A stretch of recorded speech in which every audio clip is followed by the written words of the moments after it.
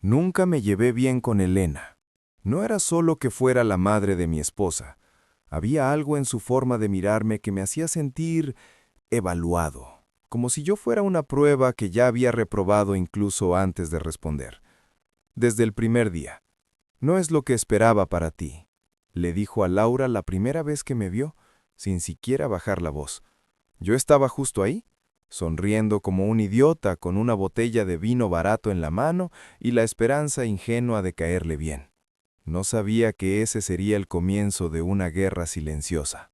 Elena no gritaba, no insultaba directamente, no hacía escenas. Eso habría sido más fácil. Ella sembraba dudas. Cada comentario era una astilla pequeña, casi invisible, pero constante. ¿Estás segura de que él puede darte estabilidad? Antes de conocerlo, tú eras distinta. No digo que sea malo, solo que podrías haber elegido mejor. Con el tiempo, Laura empezó a repetir esas frases sin darse cuenta, y yo empecé a preguntarme si quizá Elena tenía razón. Cuando nació nuestro hijo, Mateo, pensé que las cosas cambiarían. No lo hicieron. Un niño necesita un padre fuerte, decía Elena mientras lo sostenía, no alguien que todavía está buscándose a sí mismo. Yo tenía trabajo, pagaba las cuentas, amaba a mi familia, pero para ella nunca fue suficiente. El día que me despidieron, todo se derrumbó. La empresa lo llamó reestructuración. Elena lo llamó inevitable. Laura intentó defenderme, pero bastaron 2 llamadas nocturnas y una visita casual para que la casa se llenara de tensión. Esa noche dormí en el sofá. Y fue esa noche cuando encontré el archivo. No lo estaba buscando realmente, solo navegaba sin rumbo, como uno hace cuando no quiere pensar. Foros ocultos, enlaces rotos, sitios con advertencias absurdas, hasta que uno llamó mi atención. Archivo de depuración total. No eliminamos cuerpos, eliminamos rastros. La página era fea, minimalista, fondo negro, texto blanco, sin imágenes. Decía, ¿hay alguien cuya existencia causa daño? ¿Alguien que nunca debió estar? No lo matamos, no lo secuestramos, lo retiramos del sistema. Pensé que era una broma, una metáfora mal escrita, un scam más, pero algo me hizo seguir leyendo. El proceso consta de 3 fases. Fase 1, desvinculación. Fase 2, corrección de memoria. Fase 3, consolidación. El pago se realiza al final. Había un formulario. Nombre completo. Fecha de nacimiento. Último domicilio conocido. Cerré la pestaña. La volví a abrir. Me quedé mirando el cursor parpadeando junto al primer campo. No quería hacer nada, solo imaginar. Eso me dije. Y escribí. Elena Ramírez. Cuando presioné enviar, el sitio no mostró confirmación, solo una línea nueva de texto. Solicitud registrada. Fase 1 iniciará en menos de 24 horas. Apagué la computadora. Me convencí de que no significaba nada.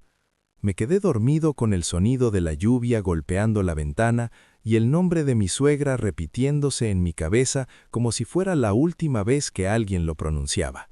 Me desperté con la sensación incómoda de haber olvidado algo importante. No un sueño, no una cita.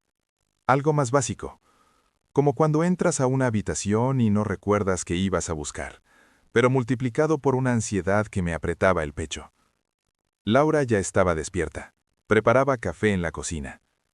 ¿Dormiste bien?, preguntó sin mirarme. Más o menos. Mateo jugaba en el suelo con sus bloques. Hacía torres torcidas que luego destruía con una risa exagerada. Todo parecía normal. Demasiado normal. Me senté a la mesa y tomé el celular. Ninguna notificación extraña. Ningún mensaje raro. Durante unos segundos me convencí de que lo del archivo había sido solo una estupidez nocturna. Hasta que vibró el teléfono. Un correo sin remitente visible. Asunto: fase 1 completada. Sentí un frío seco recorrerme la espalda. No lo abrí de inmediato. Miré a Laura, miré a Mateo. Escuché el sonido del café hirviendo, el reloj de la pared, un camión pasando afuera. La vida seguía. Abrí el correo. Fase 1, desvinculación. Completada. El sujeto ya no mantiene vínculos activos. Proceda con normalidad. No intente verificar cambios. Archivo de depuración. Tragué saliva. No intente verificar cambios. Eso fue exactamente lo que hice. Oye, dije intentando sonar casual, ¿tu mamá llamó anoche? Laura frunció el ceño. ¿Mi mamá? Sí, Elena. Se quedó en silencio unos segundos, no como cuando alguien piensa una respuesta, sino como cuando intenta entender una pregunta mal formulada. No sé de qué hablas, dijo al fin. ¿Te refieres a mi tía? Sentí un latigazo en el estómago. Tu mamá, repetí. Tu madre, Elena. Laura soltó una risa corta, nerviosa. No tengo mamá, amor, ya lo sabes. La habitación pareció inclinarse. ¿Cómo que no tienes mamá? Murió cuando yo nací, respondió encogiéndose los hombros. ¿Por qué preguntas eso ahora? Mateo levantó la vista. ¿Mi abuela? Preguntó. Laura lo miró confundida. Cariño, tú no tienes abuela. Mateo frunció los labios, pensativo. Ah, es verdad. Siguió jugando. Yo me quedé congelado. No hubo discusión, no hubo contradicción. El mundo simplemente aceptó la nueva versión. Debo irme al trabajo, dijo Laura. Hoy tengo reunión temprano. Se acercó y me dio un beso rápido en la mejilla. No te estreses tanto con lo del empleo, ¿sí? Todo va a salir bien. La vi salir por la puerta. Y entendí algo horrible. No era que Elena hubiera desaparecido. Era que nunca había estado ahí. Intenté razonar. Tal vez Laura estaba bromeando. Tal vez era una coincidencia macabra. Fui a la computadora. Busqué fotos antiguas, vacaciones, cumpleaños, navidades. Elena no aparecía en ninguna. Ni una sombra, ni un brazo cortado en el borde de una imagen. Revisé mensajes viejos, chats, correos. Nada. Era como si alguien hubiera pasado una goma gigantesca en mi vida y hubiera borrado solo a una persona, sin dejar manchas. Salí de la casa. Fui al antiguo domicilio de Elena, o al menos al lugar donde yo recordaba que vivía. La casa estaba ahí, pero no era su casa. El jardín estaba descuidado, la pintura descascarada. Un letrero colgaba de la reja. Se vende, propiedad deshabitada desde hace años. Golpeé la puerta. Un hombre mayor abrió. ¿Sí? Busco a Elena Ramírez, dije. Vivía aquí. Me observó con una mezcla de lástima y burla. Amigo, nadie vive aquí desde hace más de 15 años. No, insistí. Una mujer mayor, pelo canoso, siempre barría el jardín. El hombre negó lentamente. Debe estar confundido. Cerró la puerta. Me quedé ahí, sintiéndome ridículo, paranoico, pero también aterrado. Volví al auto. El celular vibró. Otro mensaje. Fase 2 iniciada. Corrección de memoria. El proceso puede generar sueños vívidos, lapsos de confusión y resistencia emocional. Es normal. No intente interferir. Escribí de inmediato. ¿Qué están haciendo? La respuesta llegó casi al instante. Estamos haciendo lo que pidió. Ella ya no causa dolor. Esto no es lo que quise, susurré en voz alta. Mis manos temblaban. Yo no pedí esto. Miré el último mensaje una vez más. Ella ya no causa dolor. Y por primera vez pensé algo que me dio miedo admitir. La casa estaba en calma. Laura sonreía más. Yo respiraba mejor. Elena no estaba para juzgarme, para recordarme mis fracasos, para decirme lo que no era. Una parte de mí, una parte muy pequeña y muy oscura, sintió alivio. Esa noche soñé con un pasillo largo, lleno de puertas blancas. Cada puerta tenía un nombre. Algunas estaban abiertas, otras cerradas con llave. Al fondo, una puerta no tenía nombre, solo una palabra, escrita con marcador negro. Pendiente. Cuando intenté tocarla, alguien susurró detrás de mí. Todavía no. Me desperté sudando. En el celular había un último mensaje sin abrir. Fase 2 avanza según lo previsto. Quedan vínculos residuales. Serán corregidos. Miré hacia el cuarto de Mateo. Dormía tranquilo. Y por primera vez desde que entré a ese sitio, sentí verdadero miedo. Porque empecé a entender algo. Elena no era el problema. Solo fue el comienzo. El primer error ocurrió en el supermercado. No fue grande, no fue espectacular.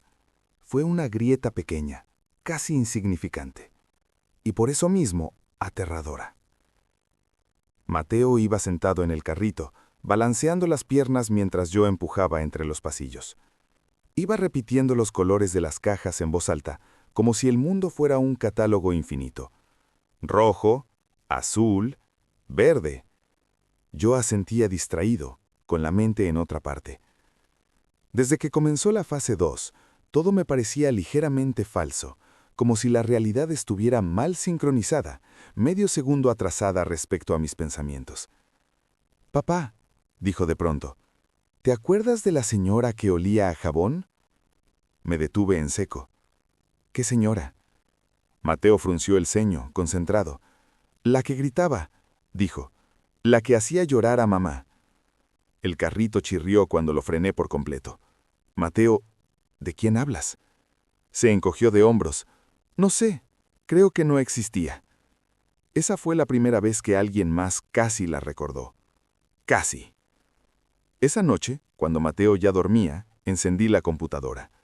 El sitio del archivo seguía ahí, exactamente igual, ni un cambio visual, ni un detalle nuevo, como si nunca se actualizara. Estado del proceso. Fase 1, completada. Fase 2, en curso. Fase 3, pendiente. Escribí. Mi hijo casi la recuerda. La respuesta tardó más de lo habitual. Los niños son inestables. Algunas conexiones tardan más en disolverse. Será corregido. No, susurré. No lo toquen a él. No estamos tocando al niño. Estamos corrigiendo el entorno. El cursor parpadeaba. ¿Qué entorno? La respuesta apareció lentamente, letra por letra. La memoria no vive solo en las personas. Vive en los espacios, en los objetos, en los hábitos. Cerré la computadora de golpe. Intenté convencerme de que estaba exagerando. Pero al día siguiente, los errores se multiplicaron. Laura olvidó el camino al trabajo que llevaba usando 5 años. «Es raro», dijo, riendo nerviosa mientras el GPS recalculaba. «Juro que antes no había esta rotonda». La rotonda siempre había estado ahí. Mateo empezó a llamarme por mi nombre en lugar de papá. «Es un juego», dijo. «Lo vi en la tele». Yo no me reí. En el trabajo, Laura me llamó para preguntarme algo que ya habíamos hablado la noche anterior, pero cuando se lo mencioné, negó la conversación con total seguridad. «Nunca hablamos de eso». «Sí lo hicimos». «No», dijo, con un tono firme que me heló la sangre. «Estoy segura». Esa tarde encontré una foto en el celular que no recordaba haber tomado. Era Mateo, más pequeño, mucho más pequeño. Estaba sentado en una habitación que no reconocía, rodeado de juguetes viejos. Detrás de él, una sombra borrosa ocupaba media pared. No tenía forma definida, solo una mancha humana, incompleta. La fecha decía, hace 6 años. Mateo tenía 4. Yo no recordaba ese día, ni esa casa, ni esa sombra. Volví al sitio. ¿Qué están borrando ahora? La respuesta fue inmediata. Vínculos residuales, recuerdos mal anclados, personas que aprendieron a existir alrededor de ella. Sentí un mareo. Ella no era el centro del mundo, no puede estar afectándolo todo.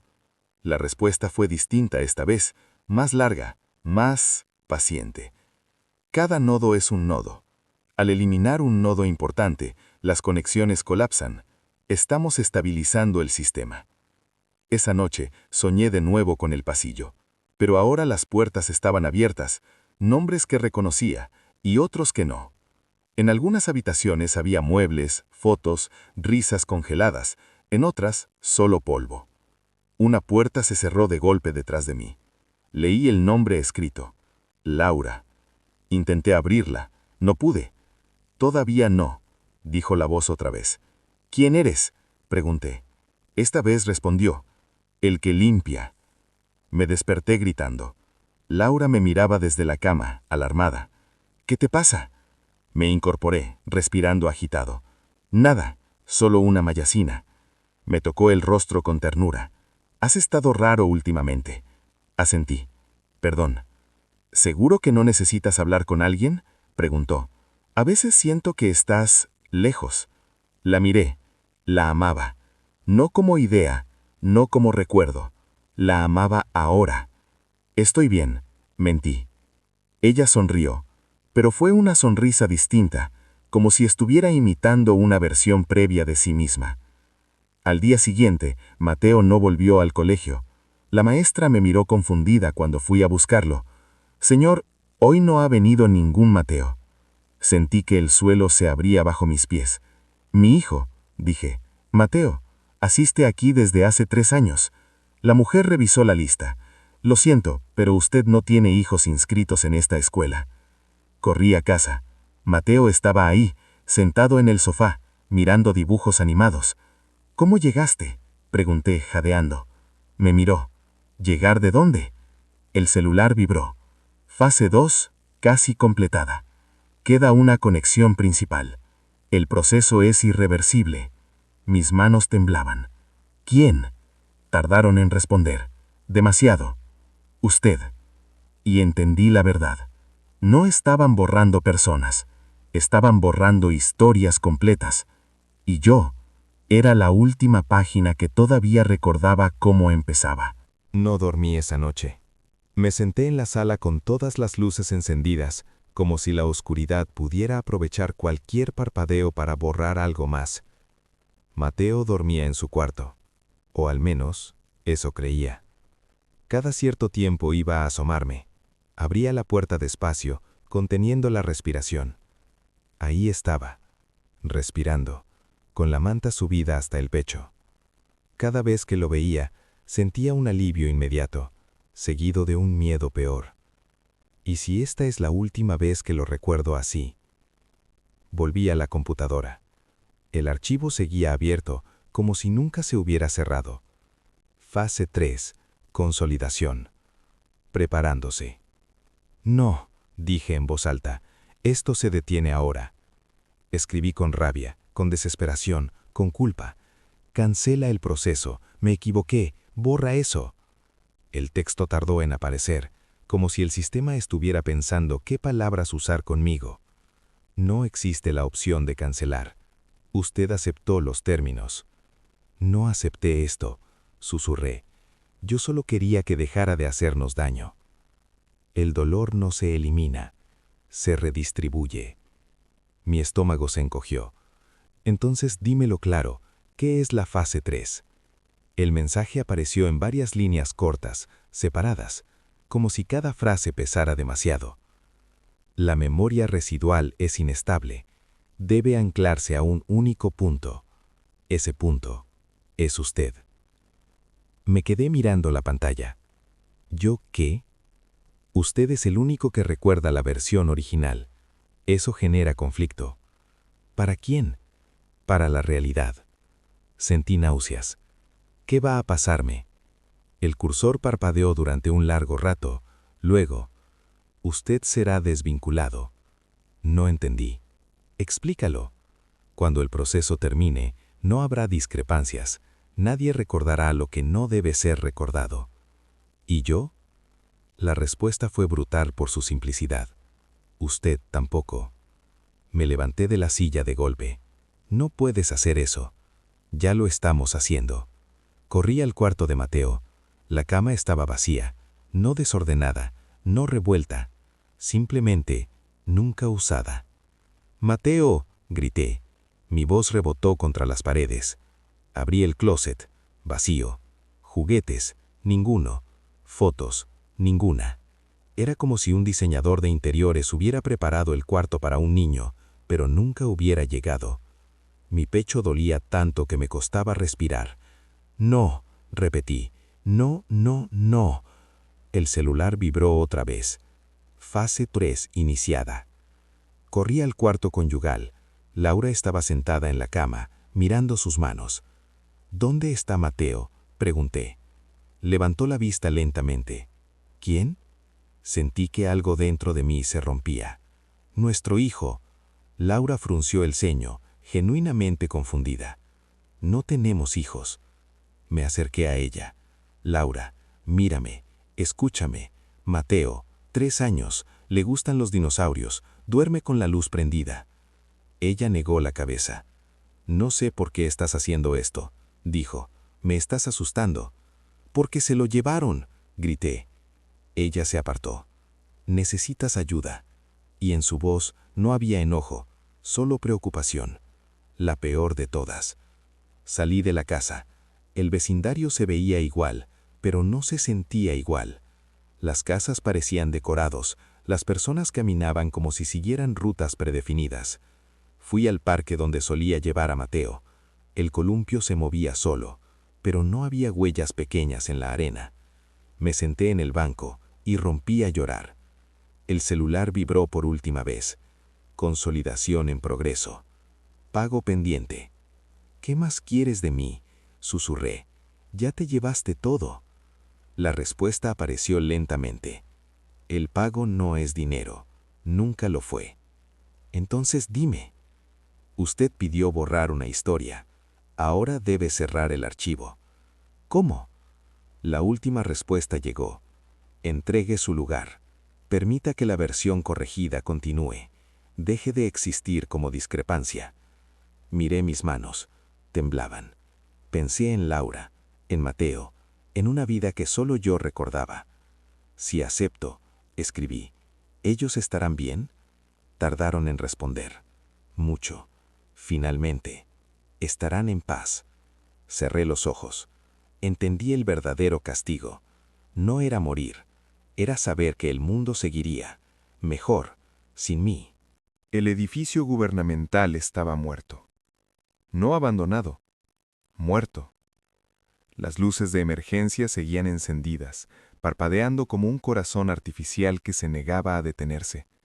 Los pasillos estaban cubiertos de polvo, papeles quemados y huellas secas de sangre arrastrada. No había cuerpos. Eso era lo peor. Jonas avanzó despacio, con la linterna temblándole en la mano. Cada paso resonaba demasiado fuerte, como si el lugar escuchara, como si recordara. Aquí empezó todo, murmuró. El símbolo volvió a aparecer en las paredes. El mismo círculo incompleto, las líneas cruzadas, los caracteres imposibles.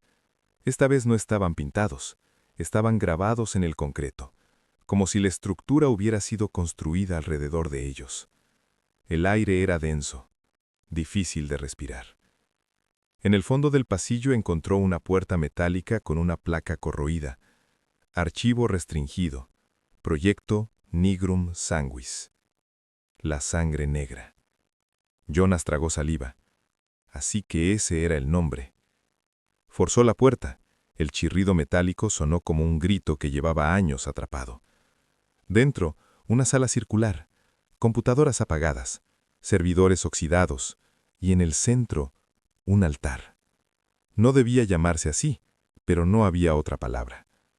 Piedra oscura, superficie manchada, símbolos tallados a mano, y alrededor, restos de velas, instrumentos quirúrgicos antiguos y modernos mezclados sin orden, como si la ciencia y la fe hubieran colisionado en un último intento desesperado. Jonas se acercó.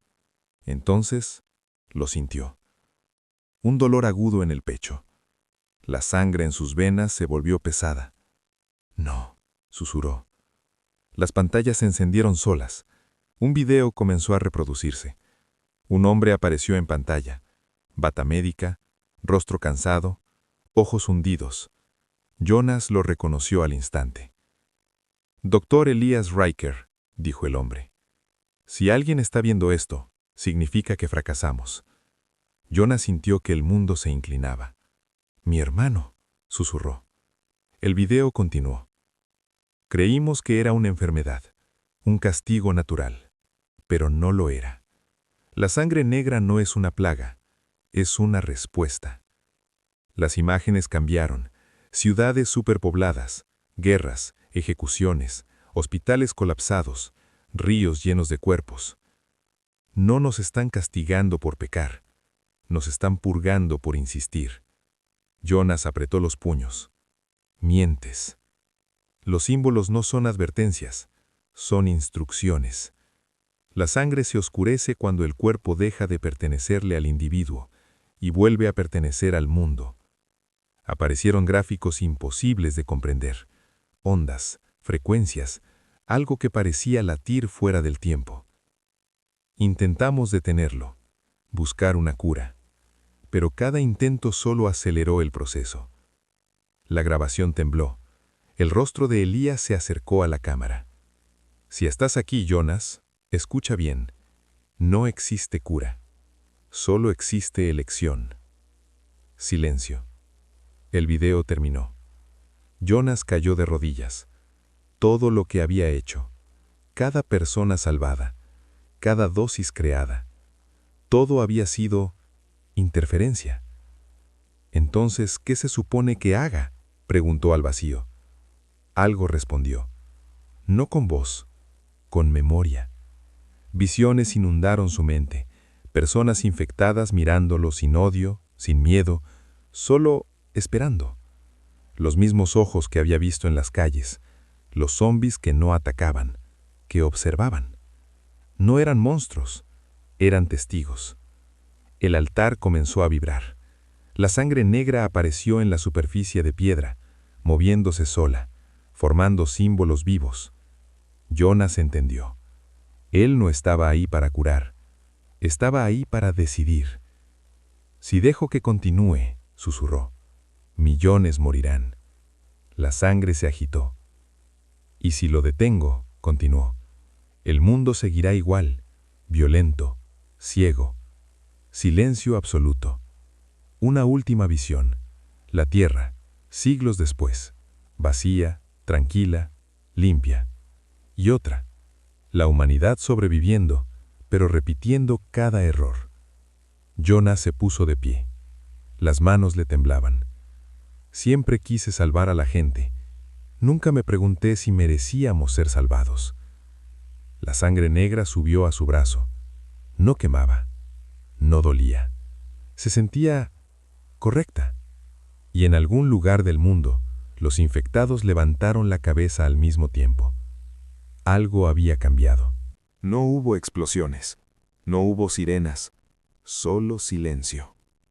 En hospitales de todo el planeta, los monitores cardíacos comenzaron a emitir un pitido largo y continuo, y luego se apagaron. En calles abarrotadas, la gente se detuvo en seco, como si alguien hubiera presionado pausa sobre la realidad. Los infectados fueron los primeros en reaccionar. Levantaron la cabeza. Algunos lloraron sin saber por qué, otros cayeron de rodillas. Muchos simplemente cerraron los ojos, con una paz que jamás habían sentido. La sangre negra dentro de ellos respondió al llamado. Jonas Riker abrió los ojos. Ya no estaba en el edificio, o mejor dicho, estaba en todos lados. Veía a través de millones de miradas, sentía corazones latir, luego fallar, luego transformarse. No era omnisciente, pero estaba conectado, como una raíz extendiéndose bajo la tierra. Así que esto es, pensó, ser el interruptor. Intentó moverse, no tenía cuerpo, no uno solo. Su forma física yacía aún frente al altar, pero era irrelevante. Lo que importaba era la frecuencia que ahora emanaba de él, resonando con cada gota de sangre oscura en el planeta. La purga había comenzado de verdad. En Nueva York, los rascacielos se reflejaban en calles cubiertas de cuerpos inmóviles, no muertos, no vivos, suspendidos. En Tokio, trenes se detuvieron en mitad del trayecto. En El Cairo, la llamada a la oración quedó congelada en el aire. En Quito, una mujer soltó la mano de su hijo y sonrió antes de caer. Los no infectados seguían en movimiento. Ellos sí gritaban. ¿Qué está pasando? ¡Despierten! ¡Respiren, maldita sea! Pero no había respuesta. Los infectados no reaccionaban, no atacaban, no se defendían. Esperaban. Los gobiernos entraron en pánico. Satélites fueron reorientados, armas nucleares puestas en estado de alerta, protocolos de exterminio activados contra su propia población. Pero Jonas lo veía todo. No, pensó, y los sistemas fallaron. Misiles que no despegaron, drones que cayeron como pájaros muertos, centrales eléctricas que se apagaron sin daño alguno, como si el mundo se negara a seguir funcionando bajo órdenes humanas. Esto no es castigo, se dijo, es descanso. Sin embargo, no todos aceptaron. En algún lugar de Europa del Este, un grupo de científicos había llegado a la misma conclusión que Elías, pero tomó otro camino. Ellos no querían elegir, querían romper el ciclo. Activaron el dispositivo de resonancia inversa. Una máquina creada para forzar la sangre negra a regresar a su estado original, para devolver la voluntad individual a cada infectado, aunque eso significara destruirlos por dentro. Jonas sintió el dolor al instante. Millones de cuerpos convulsionaron al mismo tiempo. La sangre negra gritó. Por primera vez, los infectados sufrieron. «Deténganse», intentó gritar Jonas, pero no tenía boca. El equilibrio se rompió. Ciudades enteras se sacudieron. No terremotos, sino algo más profundo, la realidad reajustándose violentamente. El cielo se oscureció, no por nubes, por venas. Gigantescas líneas negras se extendieron por la bóveda celeste, como si el planeta estuviera mostrando su sistema circulatorio al universo. La gente miró hacia arriba y entendió que aquello no era una enfermedad. Era un organismo. La Tierra había despertado. Jonas comprendió entonces la verdad final. Él no era Dios, ni juez, ni salvador. Era solo el mensajero. Si el dispositivo seguía activo, la purga se volvería violenta, caótica, incontrolable. Si lo detenía, la humanidad perdería para siempre la ilusión de control, pero ganaría algo que jamás había tenido. Silencio. Siempre quisieron un milagro. Nunca preguntaron el precio. Reunió lo que quedaba de su conciencia. Una sola decisión más. En algún punto del mundo, una mano temblorosa estaba a punto de accionar el interruptor final del dispositivo. Jonas se lanzó a ese instante, no para impedirlo, sino para cambiar lo que significaba. Y el mundo volvió a inhalar. Por última vez, como lo conocíamos. El mundo no terminó. El mundo cayó. Durante 7 minutos exactos, nadie supo cómo medirlos. No hubo viento, ni olas, ni insectos. El fuego dejó de crepitar. El agua quedó inmóvil en ríos y océanos, como vidrio líquido. Y luego, el tiempo siguió. Los infectados no murieron. Tampoco despertaron. Sus cuerpos permanecían en pie, sentados o recostados donde los había alcanzado el llamado. Ojos abiertos, pupilas dilatadas, respiración lenta. Demasiado lenta para ser humana. Los no infectados eran ahora la minoría. Y estaban solos. En las primeras horas, intentaron reanimarlos, sacudirlos, gritarles nombres, aplicar descargas eléctricas. Nada funcionó. No había daño cerebral, no había falla orgánica, solo ausencia. Es como si se hubieran ido a otro lugar, dijo una doctora en Buenos Aires, con la voz rota. Pero dejaron el cuerpo encendido. En las ciudades, el pánico mutó en paranoia. Los no infectados comenzaron a agruparse, no por ayuda, por miedo. Ellos nos están observando, susurraban. Van a despertar. Esto es una trampa. Y no estaban del todo equivocados, porque los infectados sí veían, no con ojos, veían a través de Jonas. Él existía ahora en un espacio intermedio. No era conciencia individual ni mente colectiva. Era un punto de enlace, un eco constante entre la Tierra y lo que había decidido escucharla. Jonas percibía a los sobrevivientes como ruido, demasiado rápidos, demasiado ruidosos, demasiado llenos de intención. Así se sentía, pensó. Así nos sentíamos para ella. En un antiguo centro de comunicaciones, un grupo de líderes mundiales transmitió un mensaje conjunto. No había banderas detrás, no hacía falta. A quien sea que esté escuchando, dijo una voz temblorosa, esto es una súplica. Devuélvanos a nuestra gente. Jonas observó. No respondió, porque entendía algo que ellos aún no. No se trataba de devolver, se trataba de elegir quién merecía seguir. Mientras tanto, algo inesperado comenzó a ocurrir. Algunos no infectados cambiaron. No todos, solo unos pocos. Personas que habían estado al borde de la infección, que habían tocado la sangre negra sin sucumbir. Empezaron a soñar lo mismo. Un bosque silencioso, un cielo sin líneas, una voz que no hablaba, pero pedía. Ellos despertaban llorando. No quiere que desaparezcamos, decían. Quiere que aprendamos a quedarnos quietos. Los llamaron los despiertos.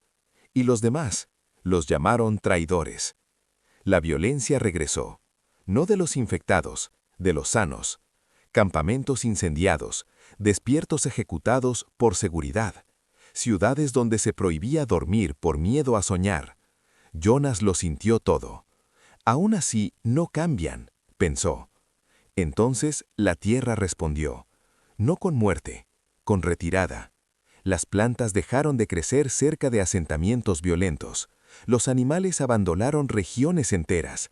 El suelo se volvió estéril bajo ciertas ciudades, como si el planeta negara alimento a quienes no podían escuchar.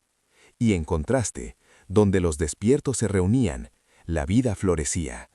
Bosques jóvenes, agua limpia, silencio fértil. Los infectados comenzaron a moverse.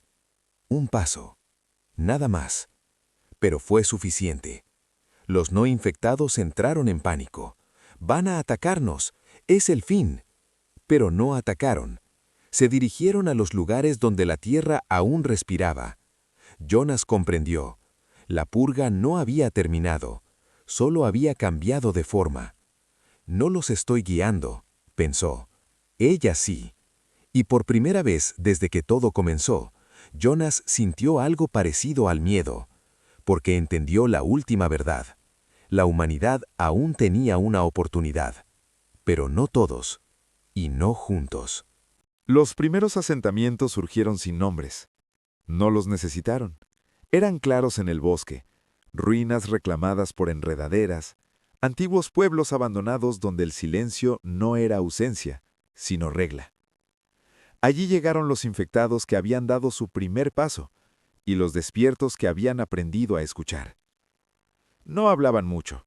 Cuando lo hacían, era en voz baja, como si el mundo pudiera sobresaltarse.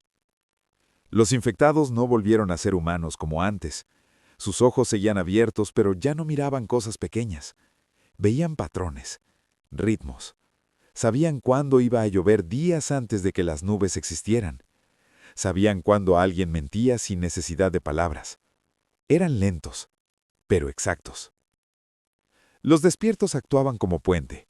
Aún soñaban, aún dudaban, aún podían elegir, y eso los hacía necesarios. Jonas los observaba desde todas partes y desde ninguna. Así que esto es una civilización, pensó. No construida para crecer, sino para no romper nada. Mientras tanto, el otro mundo, el de los no infectados, los que nunca escucharon, se encogía. Ciudades convertidas en fortalezas, muros, torres de vigilancia, generadores ruidosos que rompían la noche. La violencia se volvió rutina, luego cultura, luego identidad. Se autodenominaron la continuidad humana. Nosotros somos los verdaderos humanos, decían en transmisiones pirateadas. Ellos son una plaga pasiva, un error biológico. Cazaban despiertos, Los usaban para experimentos. Querían entender por qué algunos habían sido perdonados. Querían la conexión sin el precio. Jonas sintió cada grito, cada bisturí, cada intento de forzar lo que no se podía poseer. Esto tenía que pasar, se dijo. Toda especie pelea cuando presiente su final. La continuidad encontró algo más peligroso que armas. Encontraron una forma de hablarle a Jonas. No directamente. Usaron dolor. Concentraron cientos de infectados capturados. Los sometieron a ruido extremo, descargas, privación sensorial. Forzaron la sangre negra a reaccionar. El eco atravesó la red. Jonas gritó. Por primera vez desde que dejó de ser humano, sintió rabia. El cielo volvió a oscurecerse sobre las ciudades fortificadas. No con venas, con grietas. La tierra no estaba enojada, estaba cansada. Los océanos comenzaron a retirarse de las costas donde la violencia persistía. No en tsunamis, en abandono. Puertos secos, barcos encallados sobre sal. Las ciudades murieron de sed. «¡Esto es genocidio!», gritaban los líderes de la continuidad. «¡Nos está matando!». Jonas entendió la diferencia. No los estaba matando, los estaba dejando solos, sin animales, sin cosechas, sin conexión. Algunos escaparon. Hombres, mujeres, niños que abandonaron las fortalezas y caminaron hacia el silencio. Algunos cayeron antes de llegar. Otros tocaron la sangre negra y no fueron rechazados. Pero muchos no pudieron, porque no querían cambiar, y la tierra ya no negociaba. En el Nuevo Mundo, alguien preguntó algo que nadie se había atrevido a decir en voz alta. ¿Y Jonas? Los despiertos se miraron. Jonas eligió quedarse donde nadie puede vivir para que nosotros podamos. Jonas escuchó, y sonrió si es que aún podía hacerlo, porque sabía la verdad final.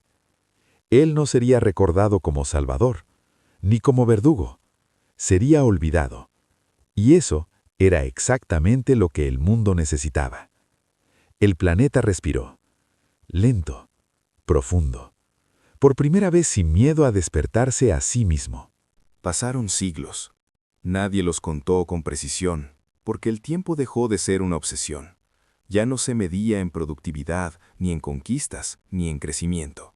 Se medía en estaciones completas, en ríos que seguían su curso, en generaciones que aprendían a escuchar antes de hablar. La humanidad no desapareció, pero dejó de ocupar el centro. Los asentamientos silenciosos se integraron al paisaje. No había ciudades, solo presencias. Estructuras bajas, cubiertas de musgo, diseñadas para durar sin imponerse. Los niños aprendían primero a guardar silencio, luego a caminar, luego a nombrar las cosas, solo si era necesario. Los infectados ya no eran llamados así, eran los quietos. Sus cuerpos envejecían lentamente. Algunos vivían décadas, otros siglos. No lideraban, no mandaban, simplemente estaban. Y cuando uno de ellos cerraba los ojos por última vez, el bosque crecía un poco más alto alrededor de su cuerpo. Los despiertos se diluyeron con el tiempo. Su conexión pasó a los sueños de todos, no como visiones claras, sino como una sensación compartida, la certeza de cuándo detenerse. La vieja humanidad, la continuidad, sobrevivió solo en fragmentos, ruinas secas en desiertos salinos, grabaciones rotas, murales que hablaban de grandeza y control. Nadie los destruyó. La tierra no borra, solo cubre. A veces, en noches muy quietas, algunos sentían algo más, una presencia leve, como una vibración bajo los pies. No una voz, no una mente, un recuerdo. Jonas ya no pensaba, no soñaba, no observaba como antes.